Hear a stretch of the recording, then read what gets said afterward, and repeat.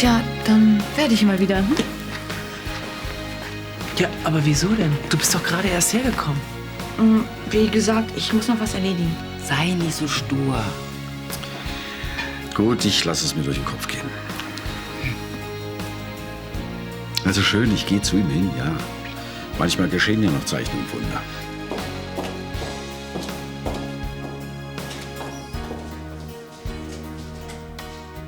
Deine Tage auf Friedenau sind gezählt. Ich werde dafür sorgen, dass dieser Schuppen hier verkauft wird.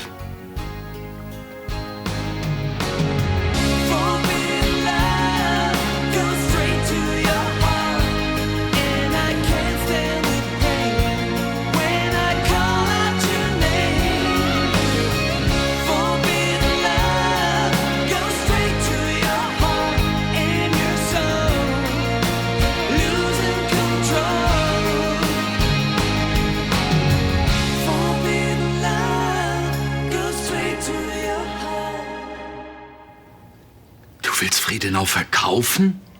Genau. Ja, aber ich glaube, da habe ich auch noch ein Wörtchen mitzureden. Du kannst reden, so viel du willst, aber es wird dann nicht viel nutzen. Du kannst Friedenau nicht ohne meine Einwilligung verkaufen.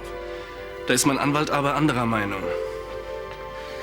Warum willst du denn Friedenau überhaupt verkaufen? Na, wieso nicht? Hängst du denn gar nicht an diesem Schloss? Friedenau ist unser Elternhaus, unser Familiensitz. Meine Familie sind wir schon lange nicht mehr. Vater hätte das nie gewollt.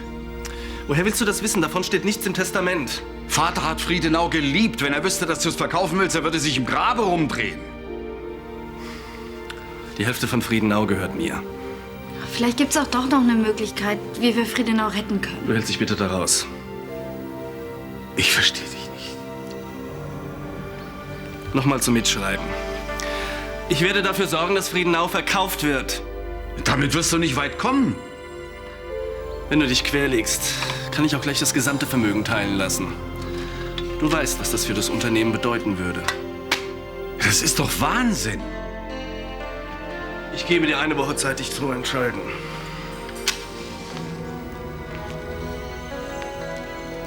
Wenn du dem Verkauf Friedenaus nicht zustimmst, werde ich dafür sorgen, dass alles geteilt wird. Das ist Erpressung. Das ist ein fairer Vorschlag. Würdest du uns jetzt bitte entschuldigen, ich habe noch zu tun. Niemals werde ich das zulassen. Hier wird nichts anderes übrig bleiben. Oh, ich krieg die Krise. Ich habe doch völlig vergessen, dass ich morgen eine Geschichtsarbeit schreibe. Na und? Na und? Ich habe keine Ahnung von Staatssystemen oder wie das heißt. Lässt sich doch alles lernen. An einem Tag. Nee, dann mache ich lieber blau. Quatsch, so schwer kann das doch nicht sein. Ja, für dich vielleicht. Ich raff das nie an einem Tag. Wie wär's, wenn ich dir helfe? Du willst mit mir lernen? Aber du bist doch gar nicht in dem Geschichtskurs. Ein bisschen was über Staaten und ihre Systeme werde ich schon noch zusammenkriegen. Außerdem gibt's Bücher, wo man das nachlesen kann. Du bist ein echter Kumpel. Danke. Ist doch Ehrensache. Ich muss jetzt. Und wann wollen wir lernen? Ich komme später noch mal vorbei. Ist gut. Bis dann.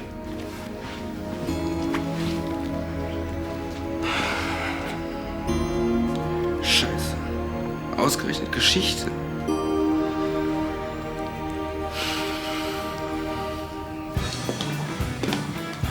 Was machst du denn hier? Bei mir sind ein paar Stunden ausgefallen. Aber wieso bist du nicht im Krankenhaus? Ich hatte eigentlich gar keinen Dienst. Ich musste nur meinen Dienstplan holen. Aha. Ja, da hat sich was geändert. Hat aber ziemlich lange gedauert, ne? Ich meine, du bist ja heute Morgen schon ziemlich früh los. Ich habe noch was erledigt in der Stadt. Was denn? Ein paar Besorgungen, was man so braucht.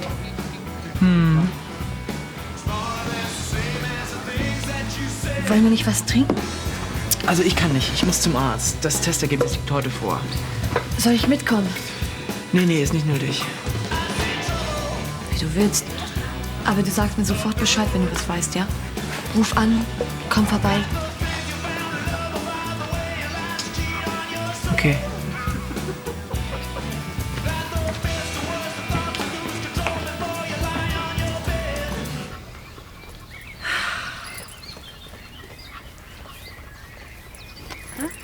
Warst du schon bei Ben?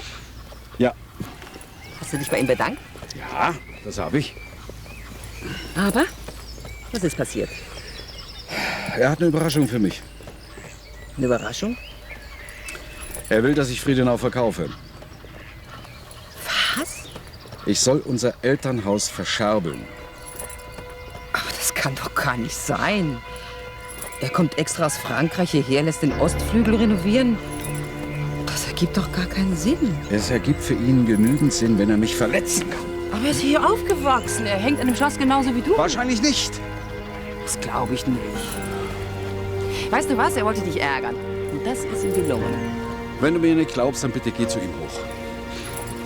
Also Christoph, selbst wenn ihm die Hälfte dieses Anwesens gehört, er kann dich nicht einfach auf die Straße setzen. Wahrscheinlich kann er verlangen, dass ich ihn auszahle. Aber er ist sogar noch weitergegangen. Für den Fall, dass ich Friedenau nicht verkaufe, hat er gedroht, die Teilung der gesamten Holding zu erzwingen. Das ist doch absurd. Du musst deinen Anwalt anrufen. Ja, das habe ich schon versucht. Echternach ist momentan nicht in seinem Büro.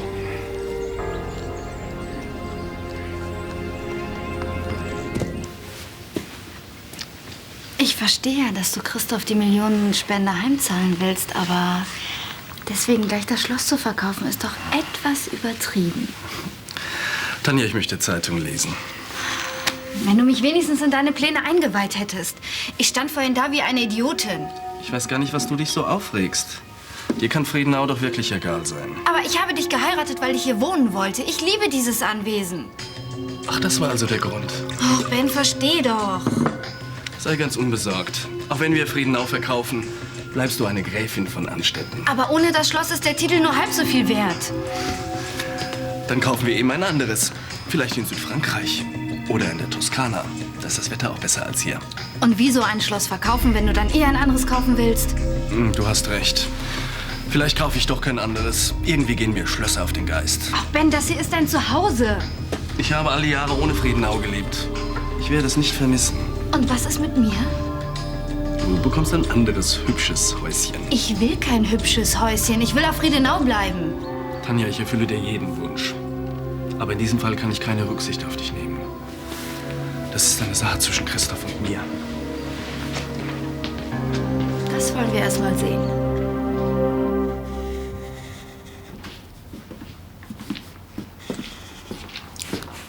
Na, so fleißig heute? Ach Mensch, bleib mir vom Leib. Ich habe keine Lust auf eine Erkältung.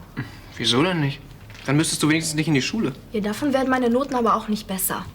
Hey, das sind ja ganz neue Töne. Seit wann interessierst du dich für deine Noten? Ach, kümmere dich doch um deinen Kram. Was machst du überhaupt hier? Hast du nichts zu tun? Erstens habe ich Semesterferien und zweitens bin ich krank. Ja, dann leg dich ins Bett und stör mich nicht. Du hast wohl wieder mal die ein oder andere 5 auszugleichen. Ach, das geht dich gar nichts an. Na hör mal, ich bin immerhin dein älterer Bruder. Ja, davon kann ich mir aber auch nichts kaufen. Na gut. Dann will ich die Musterschülerin mal wieder in Ruhe lernen lassen. Ich gehe zu Sophie. Tu das. Grüß Barbara von mir. Mach ich. Also dann, viel Spaß noch. Werd ich haben. Ah, und wenn du meine Hilfe brauchst, dann ruf mich bloß nicht an, hm? Blöd, Mann.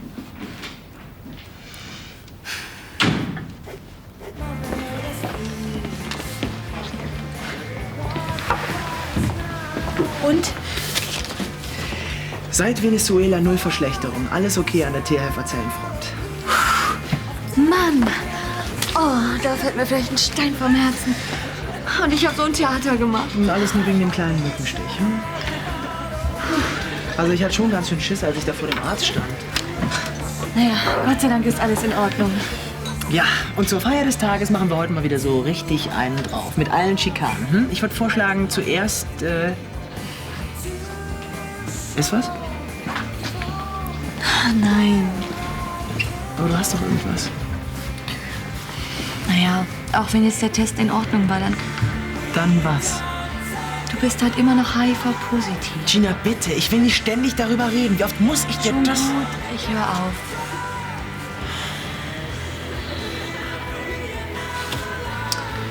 Das will ich dir auch geraten haben. Also, was machen wir jetzt? Moment. 2 Gläser Sekt, bitte. Ich glaube, wir haben was zu feiern.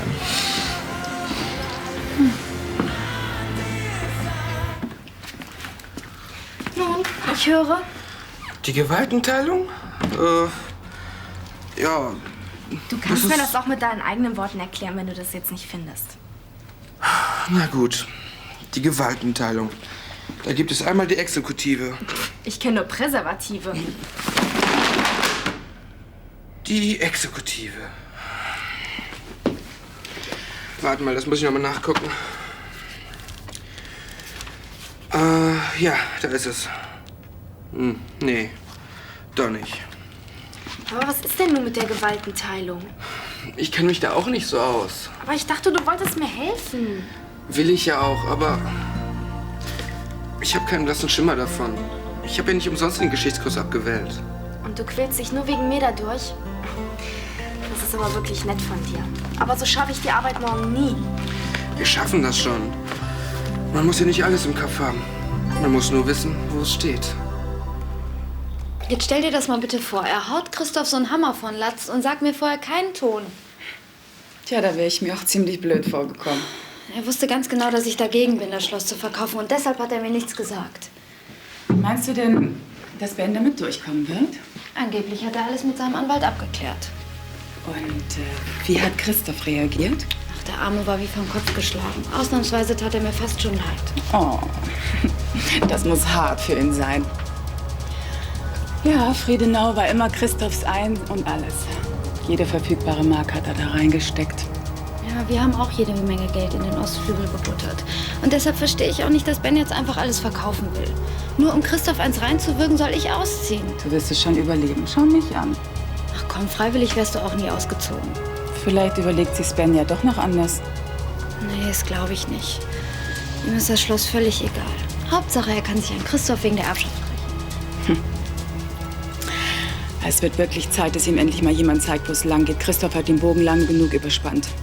Ach ja schon, aber mein Gott, Ben hätte sich irgendwas anderes ausdenken sollen.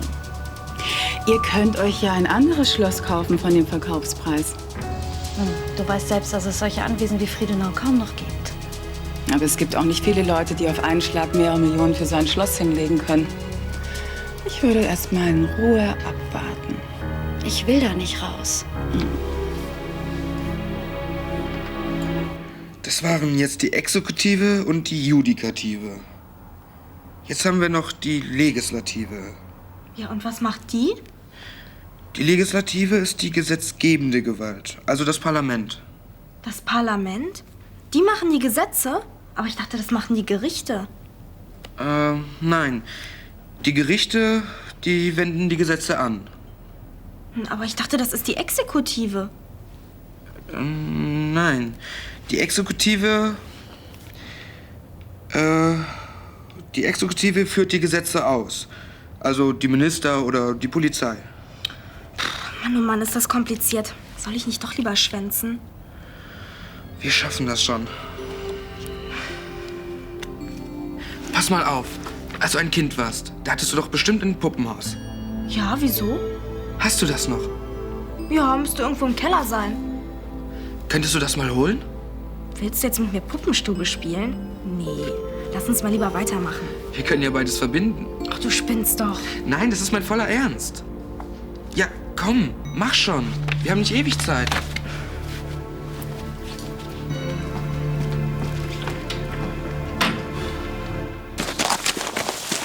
Ja, ich verstehe, Tom. Sie müssen das alles noch überprüfen. Ja, ist klar. Dankeschön. Wiederhören.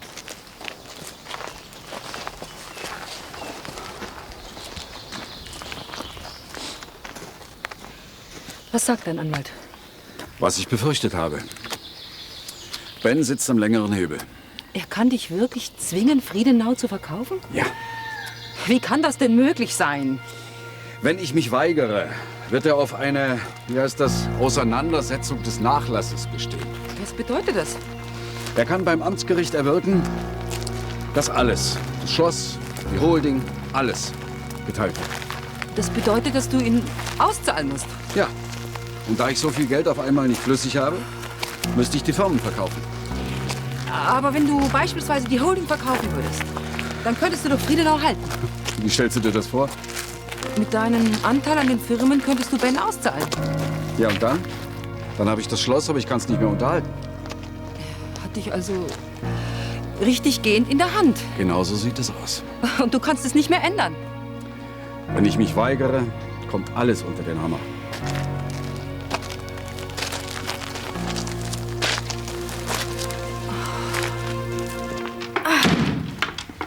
Hier. Ich habe zwar keine Ahnung, was du damit willst, aber so kommt das Ding wenigstens noch mal zum Einsatz. Super, es müsste gehen. Was hast du vor? Ich werde dir jetzt zeigen, wie das Startsystem funktioniert. Na, da bin ich aber mal gespannt.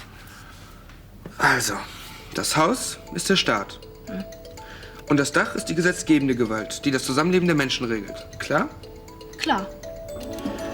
Die 3 hier sind das Volk. Ja, wir alle sozusagen. Und Ken ist der Bundeskanzler.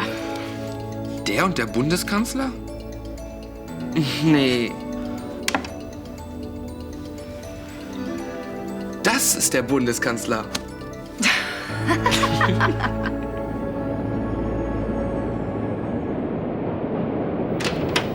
Hi.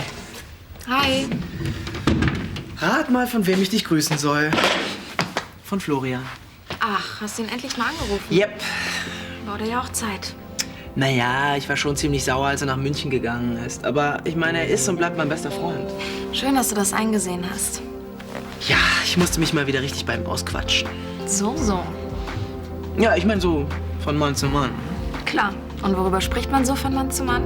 Hey, neugierig bist du gar nicht, was? Doch.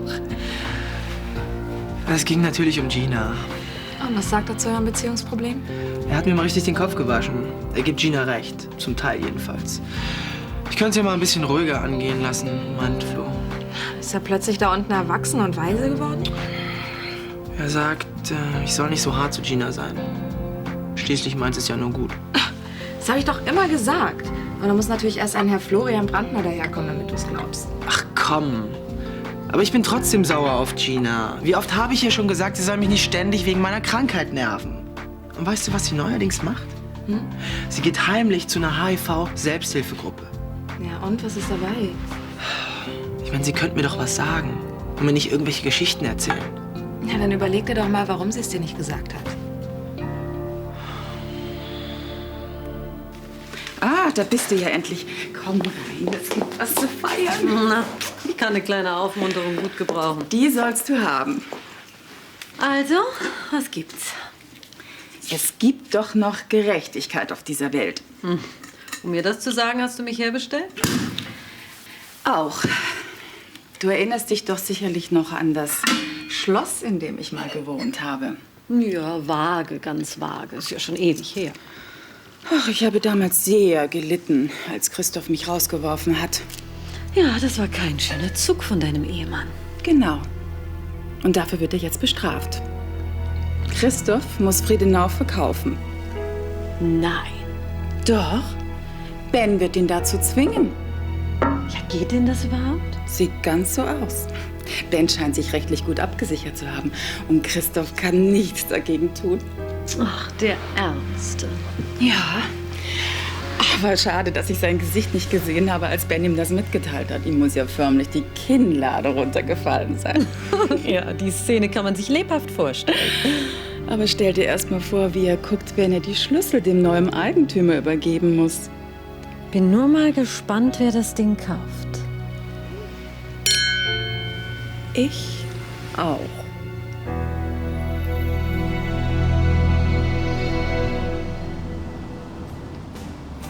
Frankfurt ist gar nicht so schlecht, wie viele denken. Eine richtig gute Apfelweinkneipe ist mindestens genauso witzig wie eine Altstadtkneipe in Köln. Morgen allerseits. Morgen. Ramon, mein Junge, komm her. Was ist denn jetzt los? Ach, dein Untersuchungsergebnis, ich freue mich. Komm, hau rein. Hier, nimm das. Das ist aus Vollkorn. Gina meint, Ramon müsse mehr auf seine Ernährung achten. Gegen gute Ernährung ist ja nichts einzuwenden, oder? Nein. Aber Gina würde mich am liebsten ständig ins Bett packen. Ja, dagegen ist doch auch nichts einzuwenden, oder? Gina übertreibt es wirklich mit ihrer Fürsorge. Naja, das kenne ich. Wenn du irgendwas hast, verwandelt sich gleich jeder in einen Hobbykrankenpfleger. Was ist daran so besonders? Man sorgt sich eben. Es nervt aber tierisch, wenn du ständig behandelt wirst wie ein Todkranker. Gina liebt dich. Möchte dich nicht erleben, wenn sie krank wäre. Entschuldigt, aber ich muss dringend was erledigen. Was denn jetzt? Sorry, aber ich glaube, ich muss zu meiner ganz persönlichen Krankenpflegerin. Du hast doch gar nichts gegessen. Nicht so schlimm. Gina sieht das bestimmt ganz anders.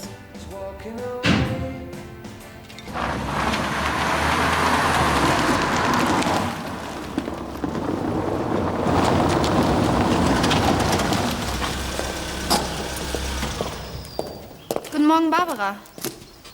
Guten Morgen. Dürfte ich Sie mal kurz sprechen? Ja. Um was geht's denn?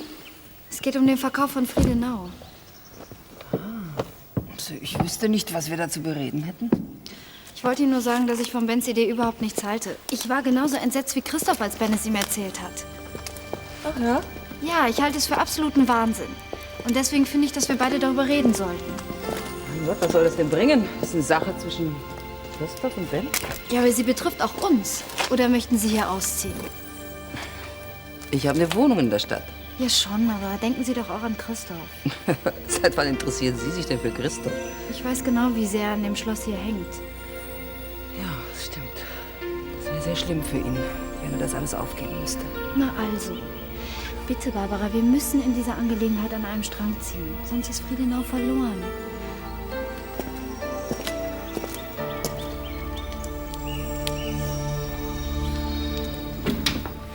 Und? Wie war die Arbeit? Nicht schlecht. Gott sei Dank haben wir gestern noch mal die Gewaltenteilung durchgekaut. Das war das einzige Thema, nach dem gefragt wurde. Naja, es geht eben nichts über einen anschaulichen Nachhilfeunterricht. Ja, ich hätte nicht gedacht, wozu so ein Puppenhaus noch mal gut sein kann. Tja, wir sind eben ein gutes Team. Ja, aber ohne dich wäre das Team nicht viel wert. Ehrlich, ohne dich hätte ich ein leeres Blatt abgegeben, aber 100 Pro. Naja, wart doch erstmal ab, was für eine Note du kriegst. Ach, die Arbeit lief wie geschmiert. Und jetzt gehen wir uns auf Limits. Wir müssen anstoßen. Auf die Gewaltenteilung, unser Staatssystem und was uns sonst noch so alles einfällt.